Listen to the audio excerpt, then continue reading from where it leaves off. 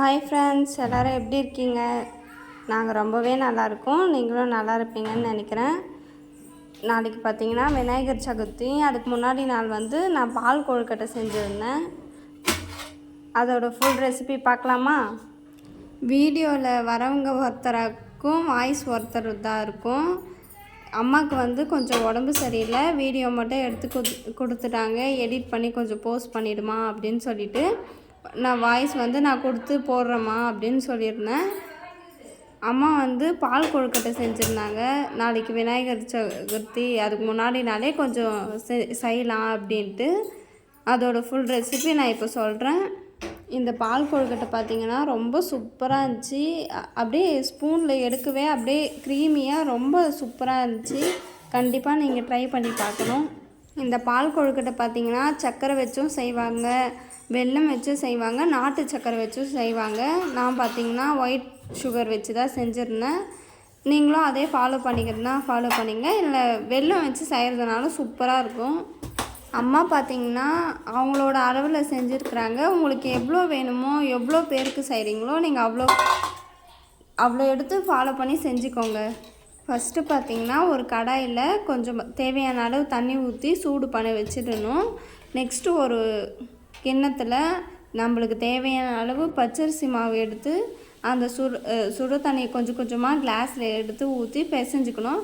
கொஞ்சம் சாஃப்டாக பிசைஞ்சோன்னா நல்லாயிருக்கும், புடாமல் வரும். பட் நம்ம கொஞ்சம் கெட்டியாக செஞ்சோன்னா அது உதிரி உதிரியாகிடும், புண்டுக்கும்.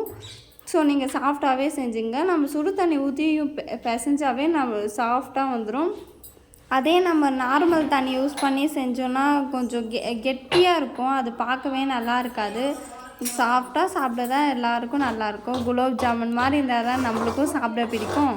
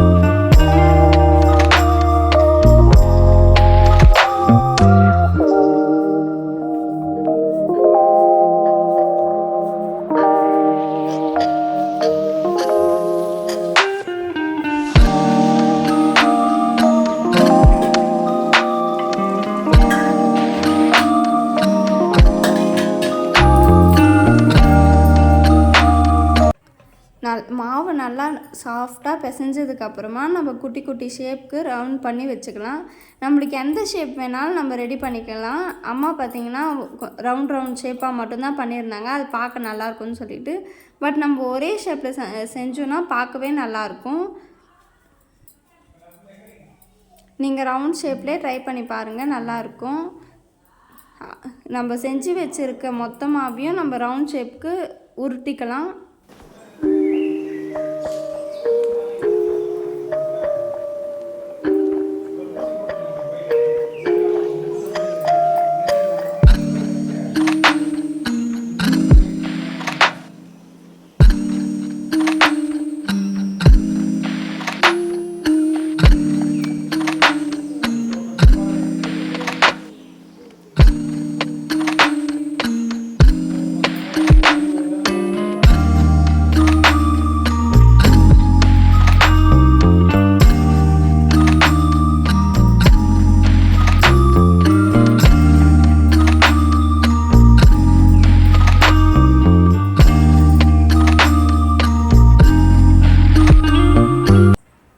மாவு நல்லா ரவுண்ட் ஷேப்புக்கு உருட்டுனதுக்கப்புறமா ஒரு இட்லி குண்டால நடுமுடி வச்சு போட்டுக்கோங்க. அப்போ தான் நம்மளுக்கு கரெக்டாக இருக்கும். நடுமுடி வச்சுட்டு அது மேலே ஈர துணி வச்சுட்டு நம்ம ரவுண்ட் பண்ணி வச்சுருக்க ரவுண்ட் ஷேப் மாவுங்கள்லாம் எடுத்து ஒவ்வொன்றா வச்சுக்கணும். நம்ம ஒட்டி ஒட்டி வச்சோன்னா அது ஒரு மாதிரி ஆகிடும். கொஞ்சம் ஸ்பேஸ் விட்டு கொஞ்சம் தூரமாக வச்சுக்கோங்க. வச்சுட்டு நல்லா ஒரு 5 மினிட்ஸ் இல்லை 10 மினிட்ஸ் குக் பண்ண வச்சுக்கோங்க.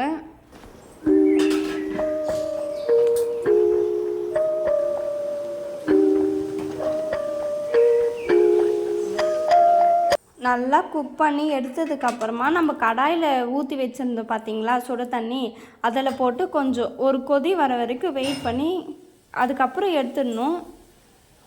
நம்ம கொஞ்சம் கலக்கி விட்டுட்டே இருக்கணும். கலக்கி விடலைன்னா பார்த்திங்கன்னா அதுவுமே அந்த மாவு புண்டு வர்றதுக்கு நிறைய சான்ஸ் இருக்குது. நல்லா கலக்கி விட்டதுக்கப்புறமா தேவையான அளவு நம்ம பால் சேர்த்து நல்லா க்ரீமியாக ஆகிற வரைக்கும் வெயிட் பண்ணணும். இது கூடவே பார்த்திங்கன்னா ஏலக்காய் தூள் அப்புறம் சர்க்கரை சேர்த்துக்கணும். அது ரெண்டும் சேர்த்த பிறகு தான் கொஞ்சம் க்ரீமியான ஸ்ட்ரக்சர் கிடைக்கும் பால் கொழுக்கட்டைக்கு.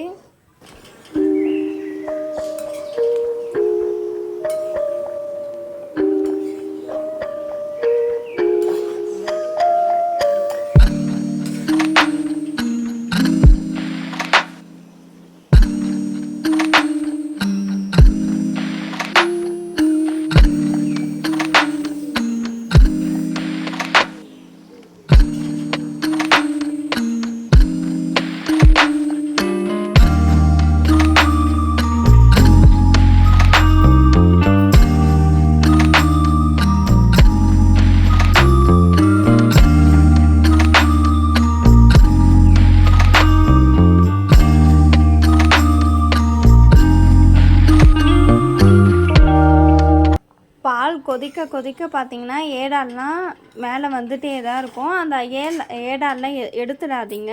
அந்த ஏடால்லாம் இருந்தால் தான் சாப்பிடும்போது அது ஒரு நல்லாயிருக்கும், டேஸ்ட்டாகவும் இருக்கும். நம்ம பால் கொழுக்கட்டை சூப்பராக வர்றதுக்கு அதுவும் ஒரு ரீசன்னு சொல்லலாம். ஸோ அதை எடுத்துடாதீங்க. உங்களுக்கு பிடிக்கலாம், அது உங்கள் இஷ்டம். ஸோ நீங்கள் எடுக்காமல் இருந்தால் அது நல்லாயிருக்கும்.